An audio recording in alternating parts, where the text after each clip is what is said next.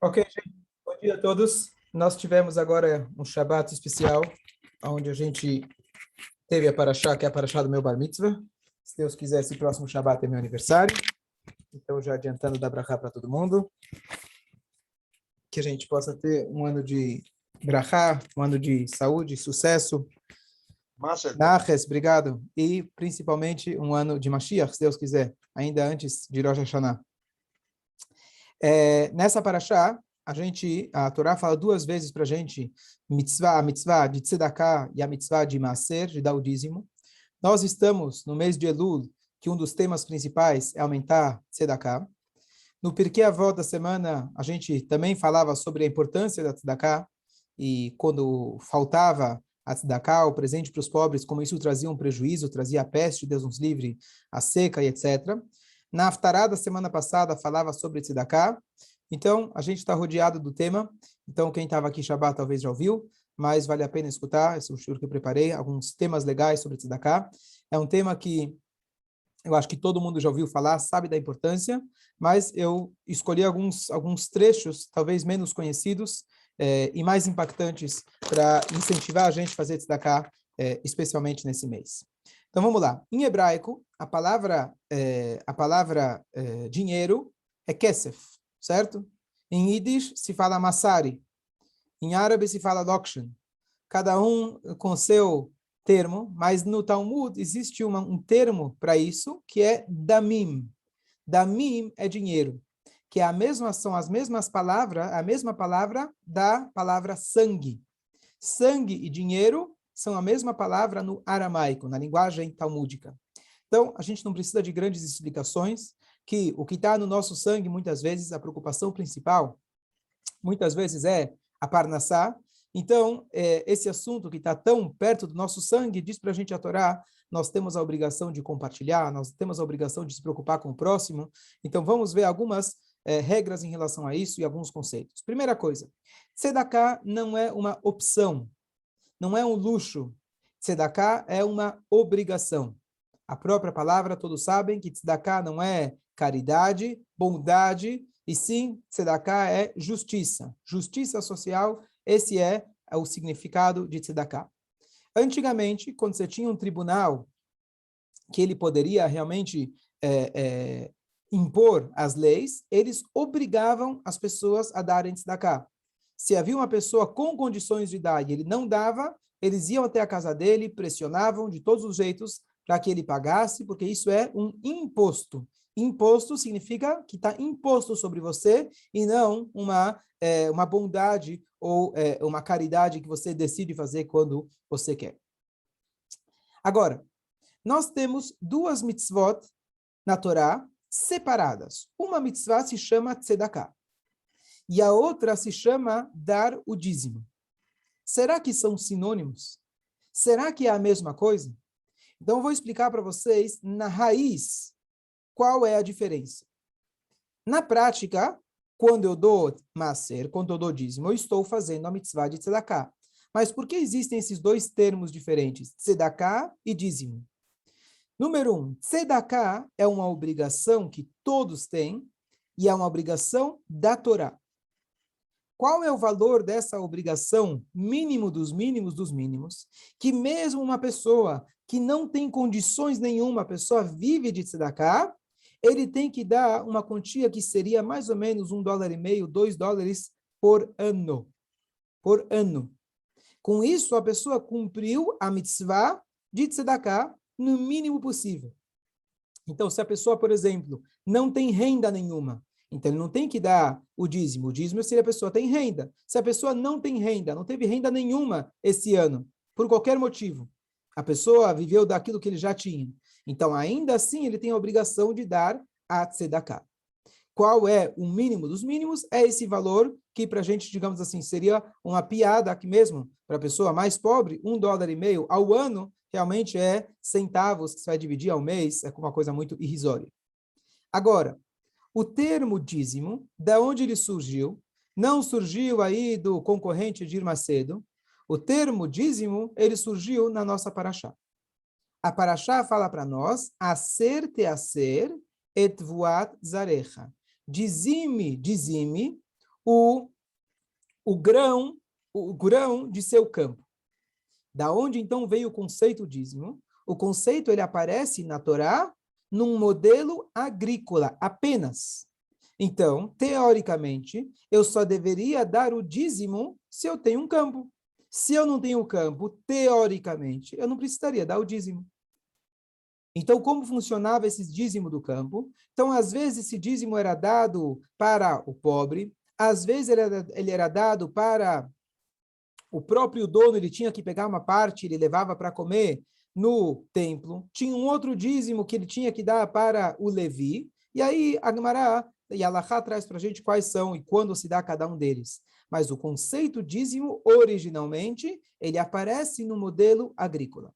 Tzedakah é independente. Tzedakah é monetária, independente de tzedakah, outros tipos de tzedakah, que significa você dar do seu tempo e etc. Não estou falando disso. Isso também é tzedakah. Mas a tzedakah, no termo literal da Torá, patoach tiftach et yadcha lo, abra sua mão para o pobre, é literal. Tem alguém pobre, precisa ser alimentado, você tira do seu bolso e você alimenta ele. Então, essa é a mitzvah de tzedakah. Já o dízimo, originalmente, ele pertence ao campo. Agora, todos devem saber, e assim é usado o termo hoje em dia de dízimo, que quando eu ganho 10 reais, eu tiro R$ 1 e dou para destacar. Eu ganho mensalmente. Boa pergunta. Deixa mais um pouco, eu vou tentar responder. Eu ganho X, eu preciso dar 1/10 para destacar. Isso é o que nós conhecemos hoje em dia. E a maioria de nós não tem campo, não tem fazenda.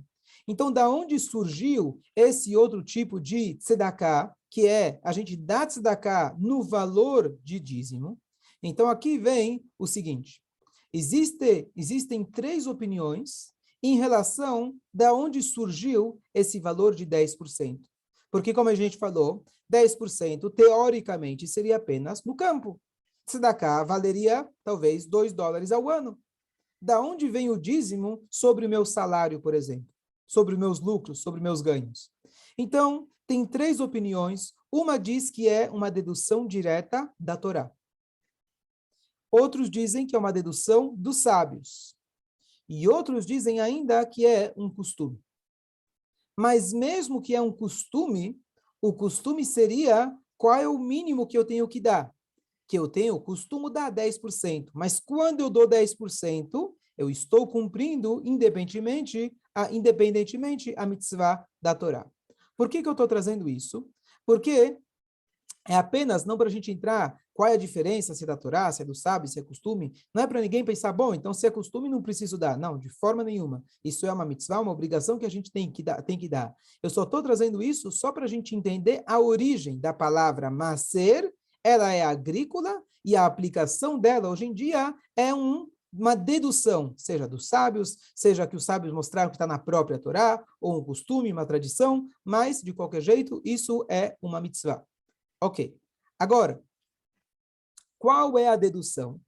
Voltando à nossa pergunta. Se a Torá fala que tem que dar maser agrícola, da onde surgiu, então, um maser monetário?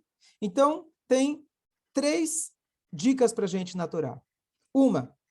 Dica número 1, isso vem do comentarista Tosafot, ele era neto do Rashi, alguns netos do Rashi, que ele é o comentarista clássico do Talmud, no Tratado de Ta'anit, e ele traz para a gente a seguinte dedução. A Torá fala dizime, et kol. Et kol significa et é uma preposição, e kol é tudo. Faz a pergunta ao Tosafot, ele pergunta o seguinte, por que eu preciso dessa preposição e a palavra tudo? A Torá poderia dizer, dizime o teu campo. Dizime o campo. Porque ele fala, dizime o et em hebraico, kol, todo o teu campo. Se é para dizimar o campo, o quê? Eu vou pensar que é só metade dele? Claro que é para dizimar todo. Então ele fala que quando a palavra da Torá, quando a gente tem uma letra a mais, uma palavra a mais na Torá, vem acrescentar kol, tudo. O que quer dizer tudo? Eu estou falando para você, na verdade, de forma explícita, só o campo. Mas, na verdade, eu estou te dando uma dica que é tudo que você tem. Não importa como você ganhou dinheiro. Se foi de forma agrícola, se foi de forma na empresa, na loja, no escritório, no consultório, o que for. Se você ganhou dinheiro no investimento, et kol, diz a Torá, de tudo que você tem, você deve dar o dízimo. Então, essa é a dica a que aparece na Torá, descrita pelo Tosafot. Aonde mais nós temos o conceito de dízimo na própria Torá de forma explícita? Avraham Avinu, ele voltou de uma guerra contra 4 impérios, e a Torá fala para a gente textualmente, quando ele voltou, ele deu um dízimo para um rei chamado Malquitzedek, que era Shem, um dos filhos de Noach. Ele era considerado um Cohen naquela época, e ele foi lá e deu um dízimo de todos os despojos da guerra, que lá não era agrícola, e ele deu para o Malquitzedek. Próxima alusão que nós temos na Torá, Yaakov Avinu, antes dele ir para a casa do sogro, futuro sogro, ele promete para Deus, Deus, por favor, me abençoa e etc.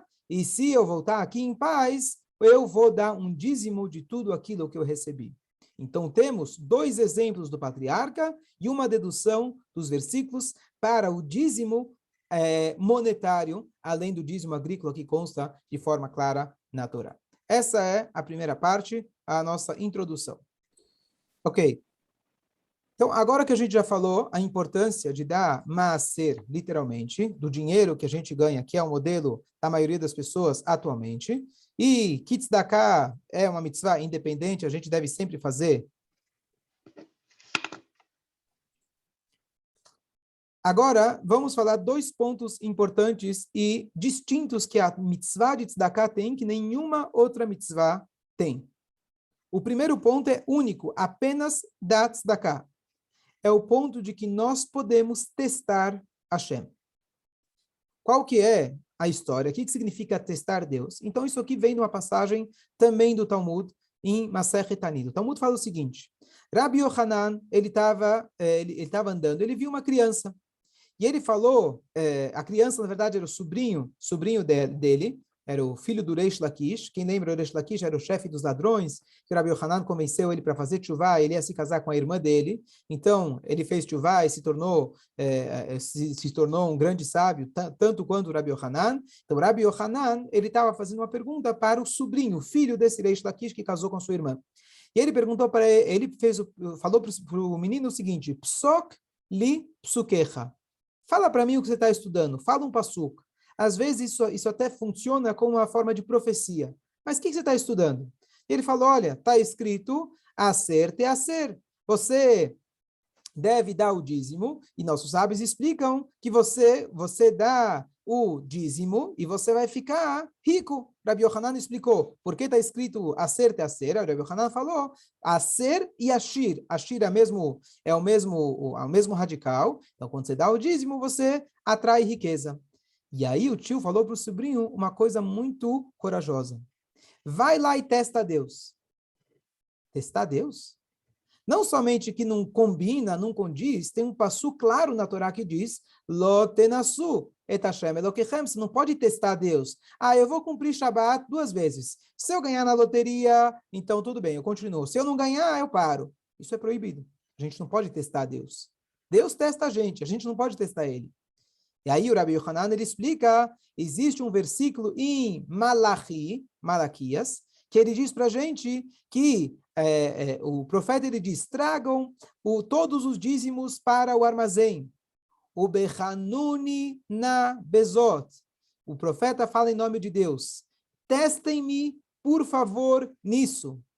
Se eu não abrir para vocês os céus para chuvas, e eu vou dar brachot para vocês sem fim, e assim por diante. Então, a linguagem é, testem-me, por favor.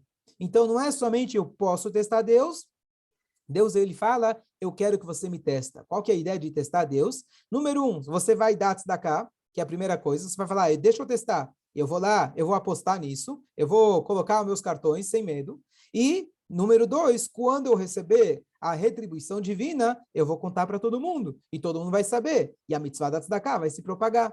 Então, é importante que a gente teste a Deus para justamente poder mostrar para as pessoas. Eu tenho certeza que tem pessoas aqui que podem contar histórias que viram o milagre de Hashem literalmente se concretizando. Tem uma pessoa na sinagoga que também participa às vezes do Shurim.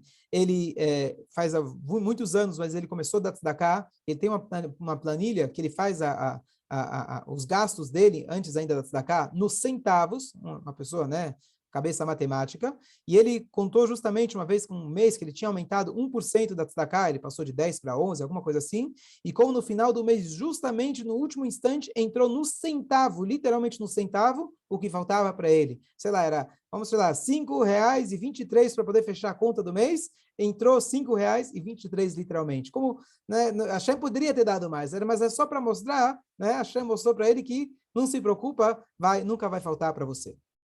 Então, isso é exclusivo da tzedakah, testar a Deus. Ponto número 2, essa mitzvah em específico, a Torá diz para a gente que traz riqueza. Então, temos várias mitzvot na Torá, e todas elas, de forma geral, Deus fala, se você escutar Deus, você vai ter abundância e etc. Mas essa mitzvah, em especial, a Torá te indica, com a palavra redundante, aser, teaser, dizime, dizime, 2 vezes, para te indicar que quando você fizer uma aser, você vai enriquecer. Então, esse é um destaque especial da tzedakah. Pergunta, por que justamente a tzedakah enriquece? Por que não o Shabat? Poxa, eu abro mão de um dia do trabalho para Deus. Isso deveria me trazer riqueza. Com certeza Deus vai compensar. Mas a minha pergunta é, por que não está escrito explicitamente riqueza no Shabat? Por que não o Tfilin? Por que não outras mitzvot? E aqui vem uma história bonita, eu contei no Shabat, uma história fantástica, que é a seguinte. Uma vez tinha o Rebbe de Apta. O Rebbe de Apta, ele chegou para ele um aluno, e ele tinha uma filha para casar. E ele falou, olha, Rebbe, minha filha é maravilhosa, não faltam oportunidades para ela, mas eu não tenho dinheiro para poder dar o dote, fazer o casamento, etc. E aí o Rebbe falou, tudo bem, eu tenho um aluno que ele é muito rico, vai para ele e fala que eu mandei ele dar 300 moedas. Ele foi, chegou lá, ele contou, olha, o Rebbe mandou você dar 300 moedas. 300 moedas? Isso é demais, isso é um exagero. Isso nem tem esse valor. Olha, tem aqui 100 moedas e que seja um casamento em boa hora. E foi embora. O homem agradeceu, mas ainda não tinha o suficiente, ele voltou para o Rebbe. O Rebbe falou, tudo bem, você não conseguiu o dinheiro, vai para o meu outro aluno. Ele foi para o outro aluno e falou para ele, eu preciso, o Rebbe mandou que você me dê 200 moedas. E o homem, na hora, tirou 100 moedas, e ele falou, olha, é o que eu tenho agora, mas espera alguns minutos, eu vou tentar pegar dos meus amigos emprestado, porque agora eu não tenho, e eu vou te dar. Passou um tempo, ele veio lá e deu para ele as 200 moedas. Tá bom? A continuação da história já é previsível. O homem que deu a tzedakah completa começou a enriquecer muito, e o homem que não tinha dado completa começou a empobrecer. Só que aqui vem a parte extraordinária. Esse Hassid que ele começou a empobrecer, ele não era bobo, ele sabia quem manda no mundo, ele sabia que isso aconteceu por causa que ele não tinha dado as 300 moedas. E ele decidiu que ele vai fazer uma coisa muito estranha para um Hassid fazer. Ele vai colocar o Rebbe dele no pau. Ele vai processar o Rebbe dele. Ele chamou o Rebbe dele na corte rabínica e falou, Rebbe, por tua causa, eu estou perdendo dinheiro. Por quê? O senhor me pediu 300 moedas. Eu não dei 300, é verdade. Eu não tinha 300 para dar. Eu dei 100 moedas. Sabe quanto que é 100 moedas para mim? É quase toda a minha fortuna, quase toda a minha riqueza. Eu dei para aquele homem. E agora, só porque eu não dei tudo, só porque eu não dei as 300 moedas, eu vi que Deus me castigou e eu estou perdendo meu dinheiro. Eu tenho uma reclamação contra o senhor e venha aqui na frente dos rabinos. E aí, é uma coisa, né, difícil de acreditar, um homem que acredita na bênção divina, mas ele tem a coragem de colocar o tzadik processar o rabino. Então, eu comentei no Shabbat, tem aquela piada de que uma vez estavam construindo uma discoteca ao lado da sinagoga. E o rabino, as pessoas estavam lá, não gostaram muito da ideia, né? Imagina, pessoas vêm rezar sexta-noite, e de repente você tem lá do lado, não é o lugar mais adequado. E aí eles decidiram que iam jejuar, iam fazer tzedakah, iam rezar para Deus. E assim foi ao longo daquele mês, enquanto estavam reformando aquela casa, eles foram rezando, rezando. Chegou no dia da inauguração, grande dia, de repente fechou o céu, veio uma tempestade e caiu um raio em cima daquela boate, pegando fogo em tudo. Tá bom? Aquele homem, o dono daquela boate, ele mandou então chamar o rabino na corte. Foi no juiz. E ele, qual que é a tua reclamação? Qual a tua acusação? Ele falou, bom, por causa dos judeus, pegou fogo no meu estabelecimento. E você, Rabino, o que você tem a dizer? Rabino falou, eu? Nós? O que eu tenho a ver? A gente não tem nada a ver com isso. A gente reza para Deus sempre, não tem nada a ver com isso. A gente não fez nada. E aí o juiz falou, que estranho, né? Eu estou vendo uma coisa, que o dono da boate acredita nas rezas, e o Rabino e a turma não acreditam. Então, às vezes, acontece que ele foi capaz de colocar o rabino dele na corte. E o rabino respondeu para ele o seguinte, aqui vem a parte mais importante. O rabino falou para ele, olha bem, a minha alma, quando estava para descer aqui nesse mundo, foi decretada que ela iria ser muito rica. Eu ia ser muito rico. Só que eu pedi para Deus e falei, poxa, eu não quero riqueza, não quero dor de cabeça, eu quero me dedicar a uma vida espiritual, eu quero poder rezar, estudar, servir a Deus, sem preocupações. Então lá em cima falaram, sabe o quê? Então tá bom, já que você não quer riqueza, a gente vai pegar aquela riqueza que seria destinada a você e nós vamos distribuir entre alguns alunos seus. Quando você precisar, você pode pedir para eles. E assim foi. Então, quando eu pedi o dinheiro para você, e você fez o grande favor de me dar as 100 moedas, então você, na verdade, mostrou que você não é um bom guardião, você não é um bom administrador daquele dinheiro. Porque você não deveria ser rico. O único motivo que você recebeu o dinheiro era para repassar para mim quando eu precisasse. No momento que você recusou, que seja em parte, então lá de cima viram que você não seria um bom administrador para o meu dinheiro. Então eles passaram esse dinheiro que estaria nas tuas mãos para o outro que deu as 200 moedas. O que explica para a gente essa história? Que, na verdade, essa é a história de todos nós. Deus, ele fala que o mundo ele é feito de tal forma que existe um doador, existe um receptor. Em todos os relacionamentos, não só em dinheiro, você tem o marido, a mulher, você tem o vizinho, você tem um investidor, você tem aquele que pega o dinheiro, investe, etc. Assim funciona o mundo. Um doador e um receptor. Por quê? Porque Hashem criou o mundo com o Hesed, com a bondade, e Ele quer que nós pratiquemos a bondade. Como você pratica a bondade? Dando para alguém aquilo que ele não tem. Por isso, cada um de nós é criado de forma diferente, pensamos diferentes, temos bens diferentes, temos capacidades diferentes. Assim, eu posso compartilhar daquilo que eu tenho com você e vice-versa. Então, o único motivo que Hashem ele fez essas diferenças é para que eu possa compartilhar a minha com você e você comigo. O único motivo que Hashem dá mais dinheiro para um do que para outro, não existe outro motivo. A gente pensa que fulano deu certo, eu quero ler o livro do Steve Jobs, ou dos caras mais ricos do mundo, como foi que ele ganhou tanta riqueza? Tem muita gente que tentou fazer a mesma coisa, tem muita gente mais inteligente. Hashem decidiu que ele vai ficar rico. Tem gente que nunca estudou e teve muito mais sucesso do cara que tem inúmeras faculdades e pós-graduações. Hashem decidiu. Diz o Talmud para a gente, não é a profissão que enriquece, é a brachá de Hashem. Você tem o pipoqueiro, que é o famoso lá no Rio de Janeiro, que ele é muito rico, ele vai de carro para o trabalho para vender amendoim na rua, e você tem grandes engenheiros e etc., médicos, que infelizmente não conseguem pagar suas contas. A brachá vem de Hashem, e nós devemos enxergar por que eu recebo mais. Não é porque eu sou mais inteligente, não é porque eu estudei mais, que eu me esforcei mais. Eu recebi mais como uma confiança que Hashem depositou em mim, para que eu possa repassar para as pessoas adequadas, para as pessoas certas. Esse é o único motivo que eu sou mais rico que outras pessoas. Essa é a maneira, por isso o tzedakah é justiça. Eu não estou fazendo nenhuma toive, nenhuma bondade de dar para o outro. Eu estou fazendo nada mais do que a minha obrigação. Isso é tzedakah. E por isso,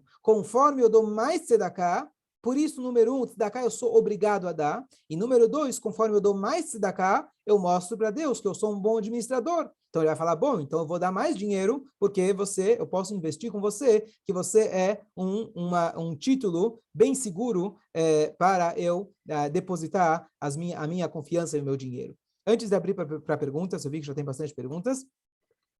E agora, para concluir com mais alguns pensamentos, da onde a gente aprende esse conceito de que eu recebo para dar para o outro? Talvez eu dou um presente, talvez é porque eu ganhei, Deus manda eu dar também. Quem diz que é uma obrigação no sentido que Deus deu para mim só para eu dar para os outros? Então aqui tem uma explicação bonita do Ramosh Alshich, que ele fala, a Torá diz, Naton titen, dê, patoach tiftar, abra a sua mão. O que significa dê? Dê para ele aquilo que eu deveria ter dado a ele. dê para ele a minha parte, que eu deixei nas suas mãos, para você dar para ele. Por isso, a redundância. Só para concluir, tem bastante coisa ainda, mas uma coisa super interessante, o Moshe Rabbeinu, ele, quando Deus falou para ele, depois de pegar o bezerro de ouro, Deus falou que cada um tinha que dar meio shekel. Então, é trazido que Moshe Rabbeinu não conseguiu entender o que era o meio shekel, e Deus foi lá e mostrou para ele um meio shekel de fogo. E sobre essa passagem tem muitas dúvidas, muitos comentários. O que significa que Moshe não entendeu? Você não entende o que é moeda? Tá bom, ele é uma pessoa espiritualizada, mas ele não sabe a cor da moeda? Como funciona isso? Então aqui tem uma explicação homilética, mas muito bonita, que diz o seguinte: Deus falou, olha, você vai agora para o povo e você vai ter que tirar dinheiro deles. Moshe Rabbeinu falou, Deus, peraí, eu sou rabino, cresci na Yeshiva, ninguém me ensinou a tirar dinheiro dos outros. E tirar dinheiro da turma aqui não é fácil. O que eu faço para conseguir convencer as pessoas para darem tzedakah? Me fala, qual que é o argumento? E aí, Moshe Rabbeinu, Deus mostrou para ele um meio shekel de fogo. Na natureza, a única coisa de que quando você dá para outro, você não sai perdendo, você apenas multiplica, é o fogo. De uma chama, eu posso acender infinitas chamas, e a chama original, ela só cresceu porque ela compartilhou da sua chama, e agora eu tenho mais chamas. Todas as outras coisas físicas que existem, se eu tiro de mim, e para dar para você, eu preciso tirar de mim, e para mim fica menos. Disse Deus para Moshe Rabbeinu, o argumento que você vai usar para poder ensinar o povo o valor da tzedakah, e para facilitar que eles queiram tirar o dinheiro do bolso, diga a eles que o dinheiro é como fogo. Você dá, você nunca vai sair perdendo. E bem pelo contrário. Ok? Vamos só agora abrir as perguntas rapidamente.